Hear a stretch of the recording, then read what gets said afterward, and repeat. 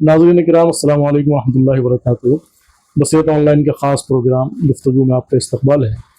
आज हमारे साथ एक ऐसी शख्सियत मौजूद हैं जिन्हें दुनिया हज़रत मौलाना असजद क़ासमी नदवी के नाम से जानती है, जिनका ताल्लुक़ पीतल नगरी मुरादाबाद से है। मुरादाबाद के एक मारूफ इदारा जामिया क़ासिम इमदादिया मुरादाबाद के मोहतमिम और शेखुल हदीस हैं।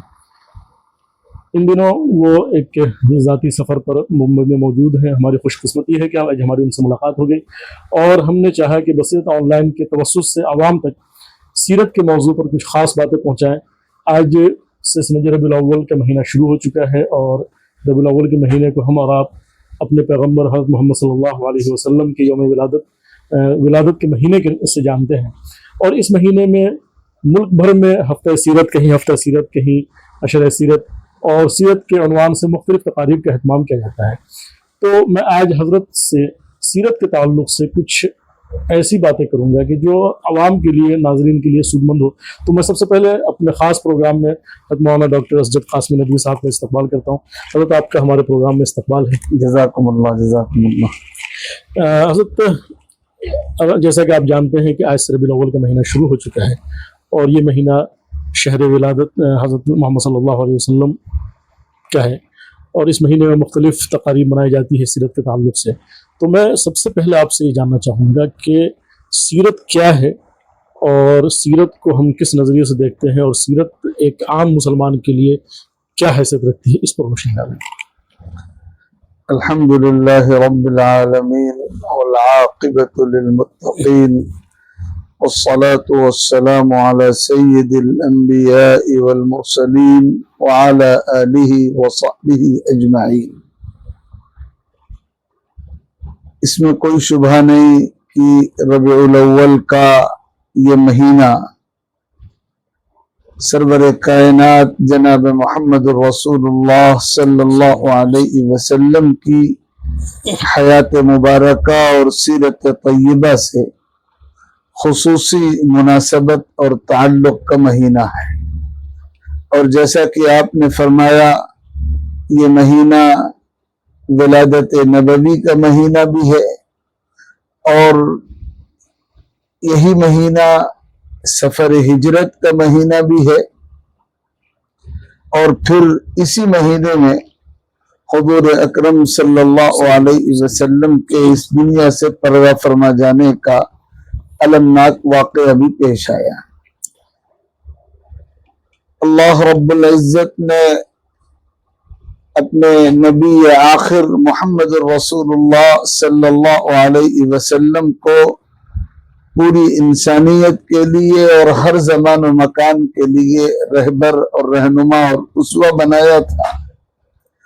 और आपकी सीरत पूरी इंसानियत के लिए, सिर्फ अहले इस्लाम के लिए नहीं, पूरी इंसानियत के लिए बहुत जामे तरीन रहबर और रहनुमा और मिसाल और उसवे की हैसियत रखती है। और हमसे शरीयत का मुतालबा भी यही है कि हम हुज़ूर अकरम सल्लल्लाहु अलैहि वसल्लम की सीरत इस नुक्ते नज़र से पढ़ें और सुनें और बयान करें कि ये सीरत हमारी जिंदगी के लिए अव्वल व आखिर सबसे जामे रहबर और रहनुमा सीरत है। और रबीउल अव्वल के इस महीने में मुख्तलिफ इदारों की तरफ से और मुख्तलिफ तंजीमों की तरफ से हुज़ूर अकरम सल्लल्लाहु अलैहि वसल्लम की सीरत के तज़किरे और आपकी शख्सियत और आपकी तालीमात के तारुफ के काम बड़े पैमाने पर होते हैं। इन हालात में ख़ास तौर पर जिन हालात से पूरी दुनिया में मुसलमान गुजर रहे हैं, जब इस्लाम की तालीमात के ताल्लुक़ से बड़े मुग़ालते पैदा कर दिए गए हैं, हमारे लिए बुनियादी तौर पर फ़र्ज के दर्जे में यह काम है कि हम खुद हुज़ूर अकरम सल्लल्लाहु अलैहि वसल्लम की सीरत से बाखबर हों, अपनी औलाद को, अपने अहले खाना को बाखबर करें, दीगर अहले ईमान को बाखबर करें और उसके अलावा जो बिरादरान वतन हैं, गैर मुस्लिम हजरात, उनको भी حضور اکرم صلی اللہ علیہ وسلم کی سیرت سے باخبر کرنے کا کام کریں. آقا کریم صلی اللہ علیہ وسلم کی سیرت ہمارے لیے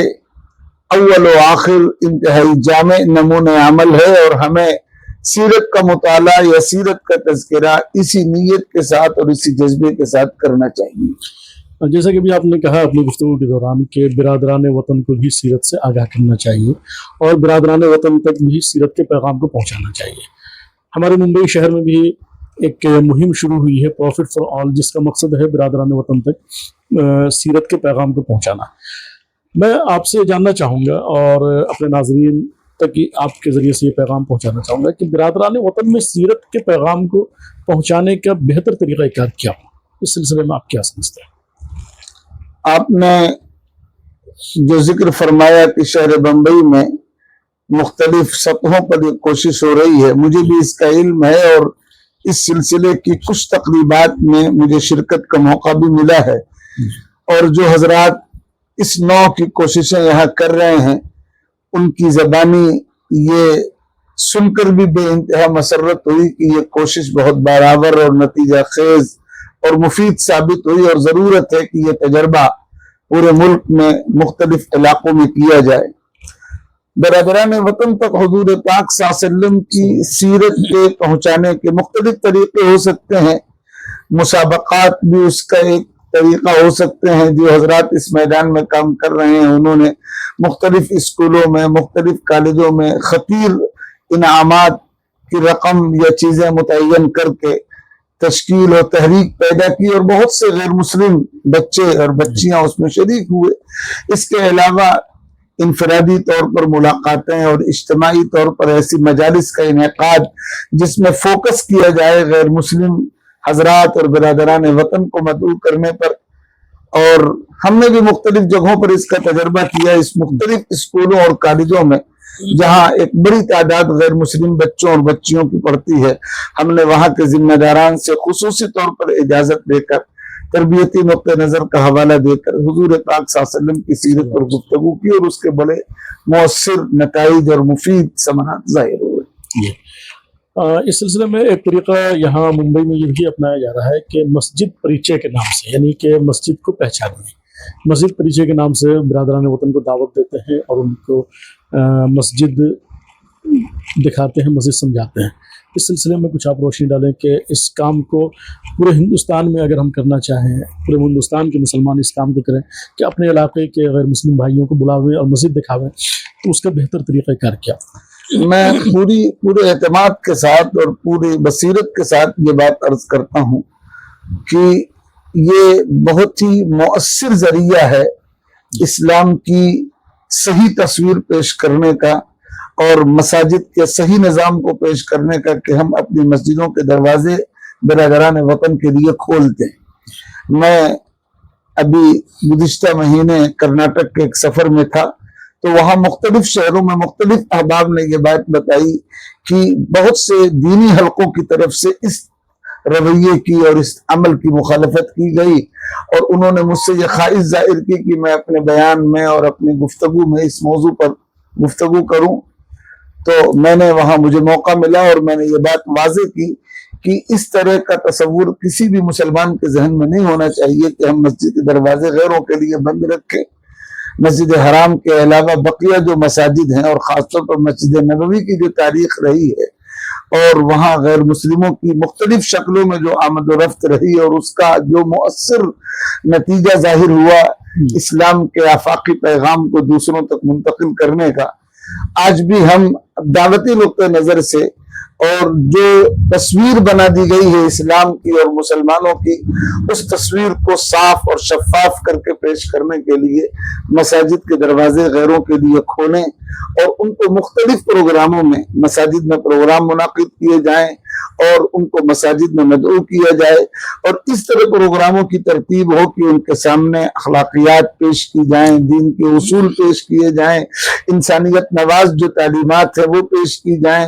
اور غیر مسلموں کے ساتھ حضور اکرم صلی اللہ علیہ وسلم کا جو رویہ اور برتاؤ رہا اور اسلام کی جو پوری رواداری کی تاریخ رہی اس پر بہت سا کام ہر زبان میں ہو چکا ہے، وہ ان کے سامنے پیش کی جائے، اور پھر موقع ہو تو نماز کا وقت ہو اور نماز کے مناظر بھی ان کے سامنے ہو، تو امید ہے کہ انشاءاللہ اس سے بہت اچھے نتائج برآمد ہوں گے۔ جزاک اللہ۔ بس چلتے چلتے ایک آخری سوال میں چاہوں گا کرنا آپ سے، کہ جیسے کہ ایک